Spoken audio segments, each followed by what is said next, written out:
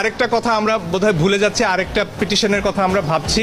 সেটা হচ্ছে সংযুক্ত আরব আমিরাতে আমাদের যে ভাইয়েরা, আমরা জানি তারা কিভাবে কত কষ্ট করে নিজেদের সর্বস্ব বিক্রি করে বিদেশে যান। তারা সেখানে জানতেন যে আইন আছে, প্রতিবাদ করলে যাবজ্জীবন কারাদণ্ড হতে পারে, তারপরও তারা মাঠে নেমেছেন, তারা কারাবরণ করেছেন। তাদের এই সাহসের প্রতি আমাদের সর্বোচ্চ শ্রদ্ধার কথা যেমন জানাতে চাই, একই সাথে